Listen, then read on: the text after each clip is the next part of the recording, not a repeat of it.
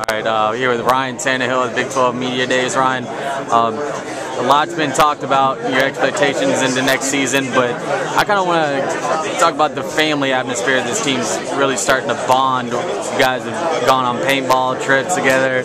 Kind of take us through, the summer and some of the things that y'all have done to really just bond as a group. Being together throughout the whole summer really helps a lot. It's one of those things that the more time you spend together, the closer you're going to grow. And we're up there every day conditioning, doing speed work, throwing 7-on-7 times, and offensive pastimes that I have set up. So just a matter of being in the locker room together, being out on the field together, sweating together, working hard. That really brings us together. We've also had some fun stuff that we like to do. We went to paintball the other day, right outside College Station. Had over half the team out there, kind of competing, split up into offense and defense, and definitely got competitive out there. Schönheimer kind of got the better of me a little bit. He tagged me pretty good with some paintballs. Still got some welts from? Yeah, I still got some wounds showing, but it was a fun time. It was fun to just kind of get in a different setting and see guys just have fun in a non-football setting. We've been to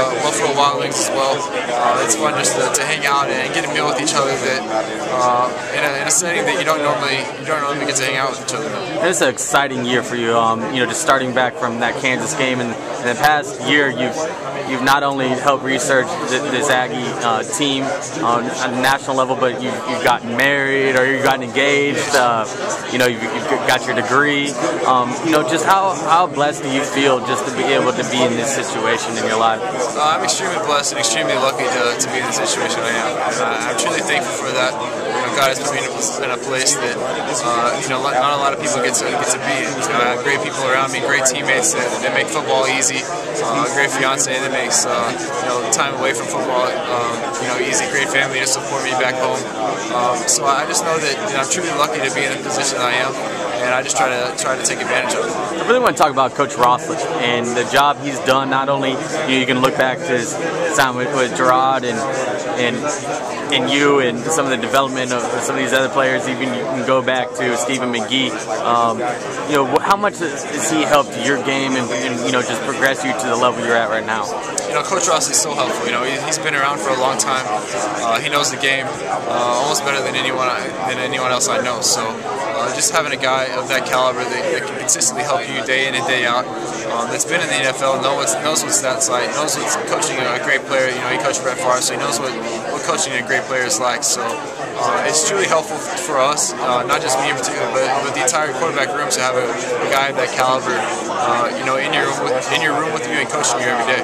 You got another set of eyes, and Zach Taylor has obviously played, at one of the highest levels. How integral is he, just in between Coach Rossi? I know he doesn't want to step on any toes, but he knows a lot about the game himself. Yeah, Zach's a great asset to our team. He coaches our tight ends, but he's a quarterback at heart, and played quarterback in Nebraska and sees the game from a quarterback perspective. So he's another set of eyes out there for us. He knows what we're going through out there. He's I guess cognizant of that fact that he knows what we're doing and he can help us out if we need any kind of help. How do you kind of want to be remembered at Texas A&M? I mean, you're going to have an opportunity coming in this season to really just, maybe rewrite the record books. Right.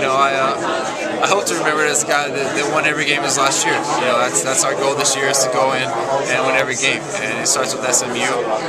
But each game we're going to go and try to win, and that's our goal. So, that would be my goal, and how I'd like to be remembered as a guy who won every game his last year at A&M. You've got a lot of playmakers around you. I know you get to talk about them a lot at these media days, but if you were to kind of describe and maybe make your case for maybe having the best receiving core in the country. I definitely think we have one of the best receiving cores in the country. It starts with Jeff Fuller, probably our primary guy, but he's a guy that can make any play out on the field. 6'4", 220-pound guy that can make the tough catch in traffic, can go up and get the deep ball. Just an extremely talented player, but it doesn't stop with him. We're extremely deep. We have Ryan Swope on the inside, Kendrick McNeil, at the zebra position, which is our inside receiver. They're able to open things up on the inside, get open across the middle, take a short bubble route, swing pass, and take it, get a first down. So those guys really open things up for us. You have Zoma, Wachku, or Easy on the other side. He kind of got dinged up a little bit last year, kind of have a down year, but he's had a great spring. Really came along this spring, got the most improved player award this spring. In the summer, he's continued that, continues to work and get better, and we're really excited about what he brings to the table. What about some young guys that are turning some heads? I know I've been hearing a lot about Nate Askew and Malcolm Kennedy, and have you had a chance to see those guys and throw to those guys during the summer? Oh yeah, for sure. Nate's come a long ways this summer. He's been out there every throwing session, continually making plays. Kind of just got lost a little bit last year, behind Jeff. Didn't get to play a whole lot, but he's an extremely talented guy that is going to make a lot of plays for us. I see him making a lot of plays this year, and then making a lot of plays in the next few years. He's a big guy that can make a lot happen. I think he ran a 10-2 in high school. He's an extremely fast guy that can be a real deep threat. What would you say to a high school football quarterback, recruit that maybe wants to play for Texas A&M, and what would you say to him and make your case towards maybe why he should choose Texas A&M? I love Texas A&M. I didn't grow up an A&M fan. I actually grew up a Texas Tech fan.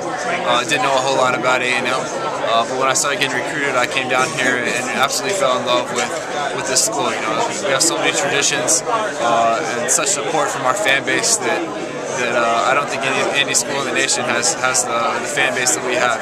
It's an extremely deep and supportive fan base that consistently supports us, day in and day out. And I think we're really turning our program around at A&M. So I think if you want to get on a good direction, a train that's going in a good direction, then hop on the A&M train, and we can do a lot of big things.